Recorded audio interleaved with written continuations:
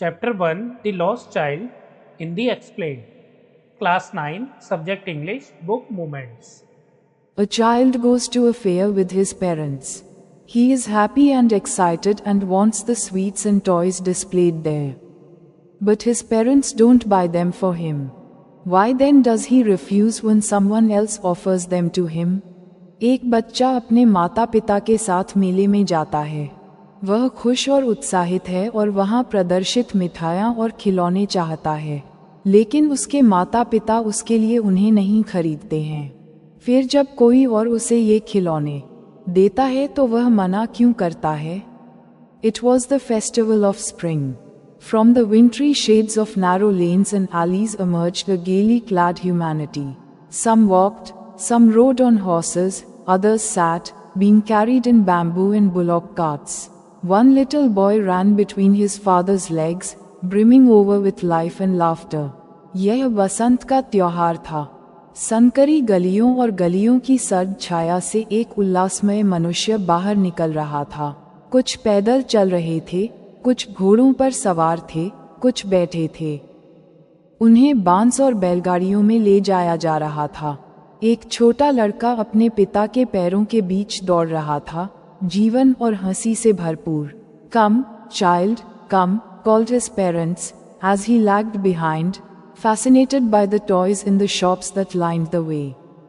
He hurried towards his parents, his feet obedient to their call, his eyes still lingering on the receding toys. As he came to where they had stopped to wait for him, he could not suppress the desire of his heart, even though he well knew the old, cold stare of refusal in their eyes. I want that toy, he pleaded. His father looked at him red-eyed, in his familiar tyrant's way. His mother, melted by the free spirit of the day, was tender and, giving him her finger to hold, said, "Look, child, what is before you?" It was a flowering mustard field, pale like melting gold as it swept across miles and miles of even land. A group of dragonflies were bustling about on their gaudy purple wings, intercepting the flight of a lone black bee or butterfly in search of sweetness from the flowers.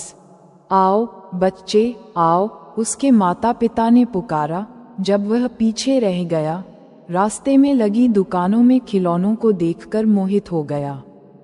वह अपने माता पिता की ओर तेजी से बढ़ा, उसके पैर उनकी पुकार का पालन कर रहे थे। उसकी आंखें अभी भी पीछे हटते खिलौनों पर टिकी हुई थीं। जब वह उस जगह पहुंचा जहां वे उसका इंतजार करने के लिए रुके थे, तो वह अपने दिल की इच्छा को दबा नहीं सका। हालांकि वह उनकी आंखों में इनकार की पुरानी ठंडी निगाह को अच्छी तरह से जानता था। मुझे वह खिलौना चाहिए, उसने विनती की। उसके पिता ने लाल आंखों से उसे देखा, अपने चिरपरिचित तानाशाही अंदाज में। उसकी माँ दिन की आज़ादी से पिघल गई, कोमल थी और उसे अपनी उंगली पकड़ते हुए कहा, देखो बच्चे, तुम्हारे सामने क्या है? यह एक फूलदार सरसों का खेत था, जो पिघलते हुए सोने की तरह पीला था, जो मील मील समतल जमीन पर फैला हुआ था।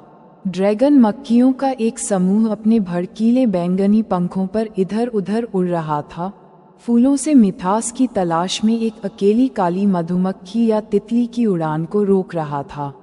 The child followed them in the air with his gaze, till one of them would still its wings and rest, and he would try to catch it.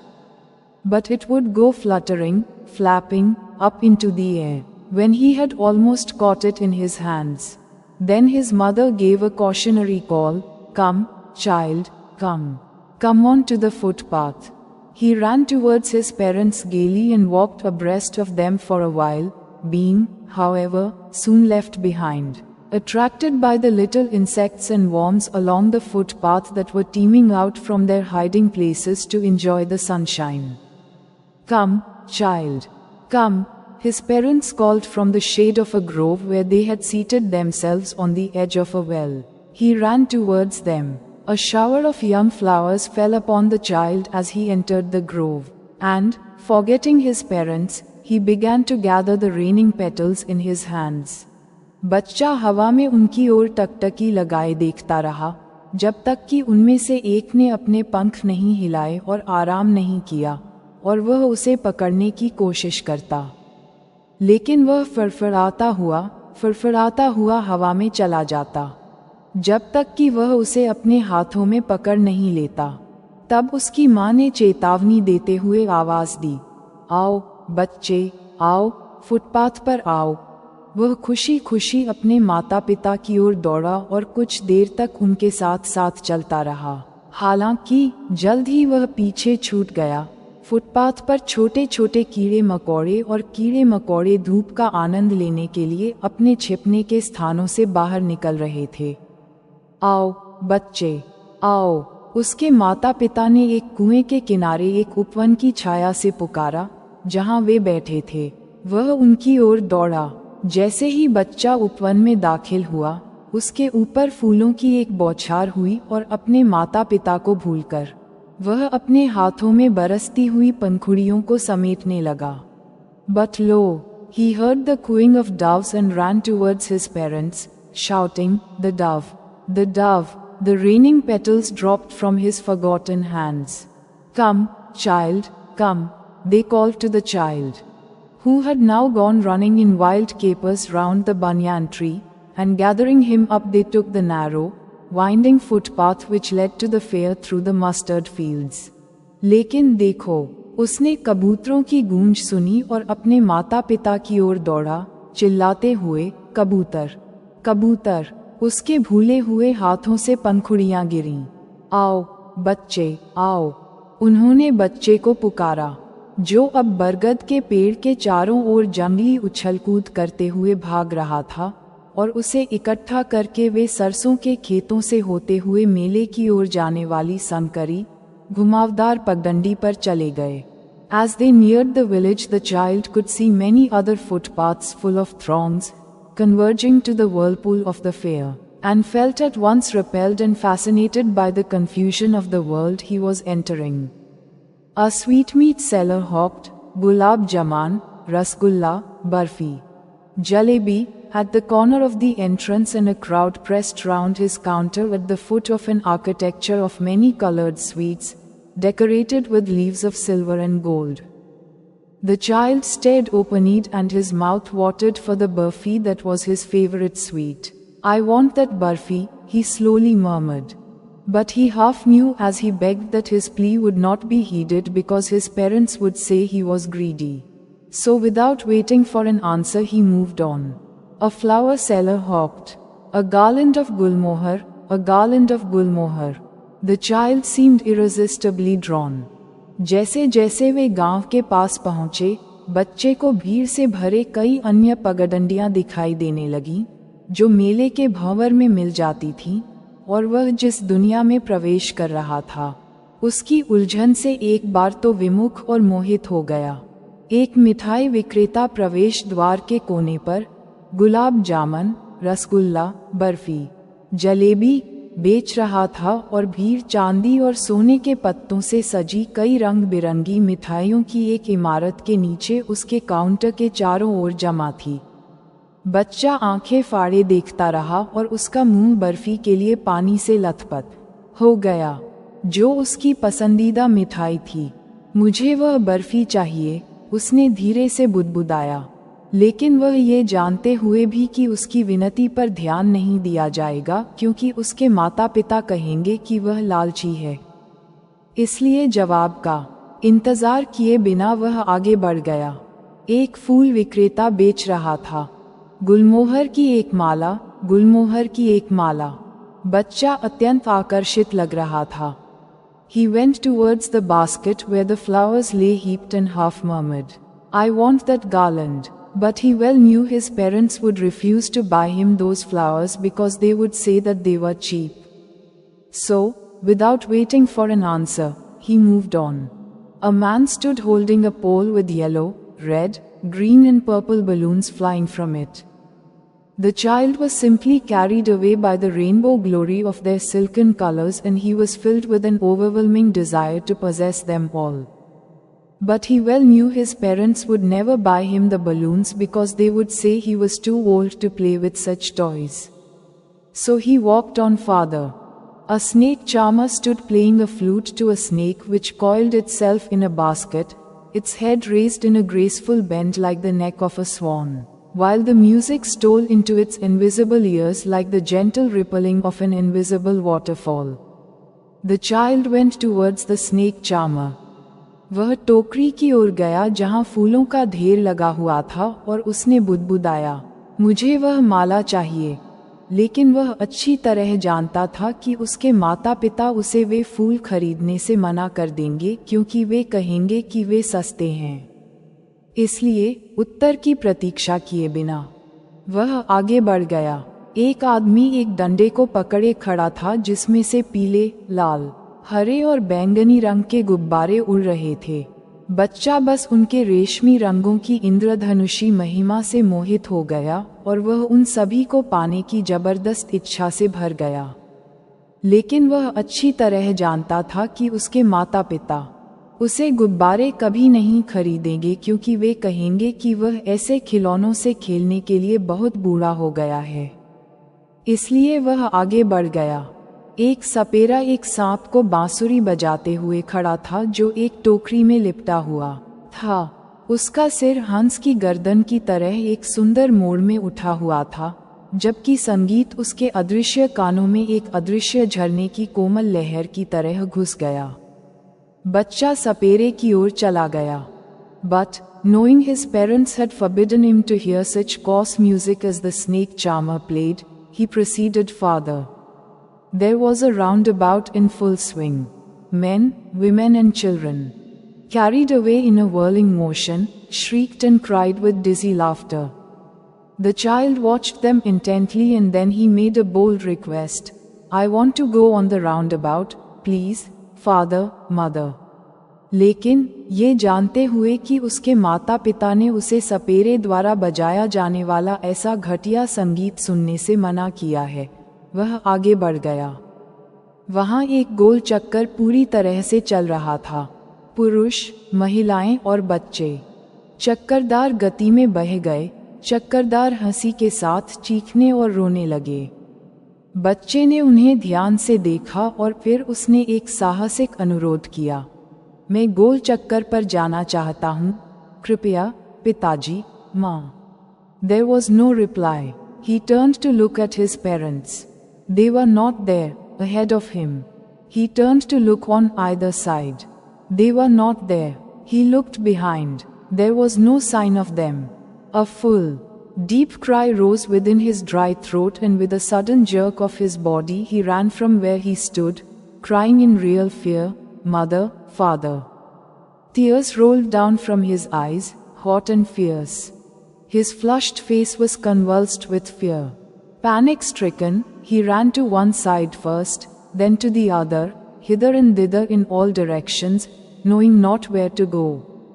Mother, father, he wailed. His yellow turban came untied and his clothes became muddy. Having run to and fro in a rage of running for a while, he stood defeated, his cries suppressed into sobs. At little distances on the green grass he could see, through his filmy eyes, men and women talking. He tried to look intently among the patches of bright yellow clothes, but there was no sign of his father and mother among these people, who seemed to laugh and talk just for the sake of laughing and talking. कोई उत्तर नहीं मिला। वह अपने माता पिता की ओर देखने के लिए मुड़ा। वे वहां नहीं थे। उसके आगे वह दोनों ओर देखने के लिए मुड़ा। वे वहां नहीं थे। उसने पीछे देखा। उनका कोई निशान नहीं था। उसके सूखे गले में एक गहरी चीख निकली और अचानक शरीर के झटके के साथ वह जहां खड़ा था वहां से भागा, असली डर से चिल्लाते हुए, माँ, पिताजी। उसकी आंखों से आंसू बह निकले, गर्म और भयंकर। उसका लाल चेहरा डर से कांप उठा। घबराकर वह पहले एक तरफ, फिर दूसरी तरफ, इधर उधर, सभी दिशाओं में भागा, यह नहीं जानते हुए कि कहाँ जाना है। माँ, पिताजी, वह रोया। उसकी पीली पगड़ी खुल गई और उसके कपड़े कीचड़ से सने हुए थे। कुछ देर तक भागने के गुस्से में इधर उधर भागने के बाद वह हार गया। उसकी चीखें सिसकियों में दब गईं। थोड़ी थोड़ी दूरी पर हरी घास पर वह अपनी फिल्मी आंखों से पुरुषों और महिलाओं को बात करते हुए देख सकता था। उसने चमकीले पीले कपड़ों के पैच के बीच गौर से देखने की कोशिश की, लेकिन इन लोगों के बीच उसके पिता और माँ का कोई निशान नहीं था, जो हंसने और बात करने के लिए ही हंस रहे थे और बात कर रहे थे। He ran quickly again, this time to a shrine to which people seemed to be crowding. Every little inch of space here was congested with men, but he ran through people's legs, his little sob lingering. Mother, father. Near the entrance to the temple, however, the crowd became very thick. Men jostled each other, heavy men, with flashing, murderous eyes and hefty shoulders. The poor child struggled to thrust away between their feet, but, knocked to and fro by their brutal movements, he might have been trampled underfoot, had he not shrieked at the highest pitch of his voice, "Father, Mother!" A man in the surging crowd heard his cry and, stooping with great difficulty, lifted him up in his arms. "How did you get here? Child, whose baby are you?" the man asked as he steered clear of the mass. The child wept more bitterly than ever now and only cried, "I want my mother. I want my father." The man tried to soothe him by taking him to the roundabout. वह फिर से तेजी से भागा, इस बार एक मंदिर की ओर, जहां लोगों की भीड़ लग रही थी। यहाँ हर छोटी छोटी जगह पुरुषों से भरी हुई थी, लेकिन वह लोगों की टांगों के बीच से भागा, उसकी हल्की सी सिसकियां रुकी रहीं। माँ, पिताजी। मंदिर के प्रवेश द्वार के पास भीड़ बहुत घनी हो गई। लोग एक दूसरे से धक्का मुक्की कर रहे थे, भारी भरकम लोग, चमकती जानलेवा आंखों और भारी कंधों के साथ। बेचारा बच्चा उनके पैरों के बीच से निकलने की कोशिश कर रहा था, लेकिन उनकी क्रूर हरकतों से इधर उधर टकराने के कारण वह पैरों तले कुचला जा सकता था। अगर उसने अपनी आवाज की ऊंची पिच पर चिल्लाया न होता, "पिता, माँ!" उमड़ती भीड़ में से एक आदमी ने उसकी चीख सुनी और बड़ी मुश्किल से झुककर उसे अपनी बाहों में उठा लिया। "तुम यहाँ कैसे पहुँचे, बच्चे? तुम किसके बच्चे हो?" उस आदमी ने भीड़ से दूर हटते हुए पूछा। बच्चा अब पहले से कहीं ज्यादा फूट फूट कर रोया और सिर्फ यही कहा, "मुझे मेरी माँ चाहिए, मुझे मेरे पिता चाहिए।" आदमी ने उसे चौराहे पर ले जाकर शांत करने की कोशिश की। "Will you have a ride on the horse?" he gently asked as he approached the ring. The child's throat tore into 1,000 shrill sobs and he only shouted, "I want my mother, I want my father." "क्या तुम घोड़े पर सवारी करोगे?" उसने धीरे से पूछा और रिंग के पास पहुंचा। बच्चे का गला हजारों तीखी सिसकियों में फट गया और उसने सिर्फ चिल्लाया, "मुझे मेरी माँ चाहिए, मुझे मेरे पिता चाहिए." The man headed towards the place where the snake charmer still played on the flute to the swaying cobra. "Listen to that nice music, child," he pleaded. But the child shut his ears with his fingers and shouted his double-pitched strain, "I want my mother, I want my father." The man took him near the balloons, thinking the bright colors of the balloons would distract the child's attention and quieten him. "Would you like a rainbow-colored balloon?" he persuasively asked. The child turned his eyes from the flying balloons and just sobbed, "I want my mother, I want my father." The man, still trying to make the child happy, bore him to the gate where the flower seller sat. "Look, can you smell those nice flowers, child? Would you like a garland to put round your neck?" वह आदमी उस जगह की ओर बढ़ गया जहां सपेरा अभी भी झूलते हुए कोबरा के सामने बांसुरी बजा रहा था। "वह अच्छा संगीत सुनो, बच्चे," उसने विनती की, लेकिन बच्चे ने अपनी उंगलियों से अपने कान बंद कर लिए और अपनी दोहरी आवाज में चिल्लाया, "मुझे मेरी माँ चाहिए, मुझे मेरे पिता चाहिए।" वह आदमी उसे गुब्बारों के पास ले गया, ये सोचकर कि गुब्बारों के चमकीले रंग बच्चे का ध्यान भटका देंगे और उसे शांत कर देंगे। क्या तुम्हें इंद्रधनुषी रंग का गुब्बारा चाहिए? उसने अनुनयपूर्वक पूछा। बच्चे ने उड़ते हुए गुब्बारों से अपनी आंखें फेर लीं और बस सिसकते हुए कहा, मुझे मेरी माँ चाहिए, मुझे मेरे पिता चाहिए। वह आदमी अभी भी बच्चे को खुश करने की कोशिश कर रहा था। उसे गेट तक ले गया जहाँ फूल बेचने वाला बैठा था। देखो, क्या तुम उन अच्छे फूलों की खुशबू महसूस कर सकते हो? बच्चे, क्या तुम अपने गले में डालने के लिए एक माला चाहते हो?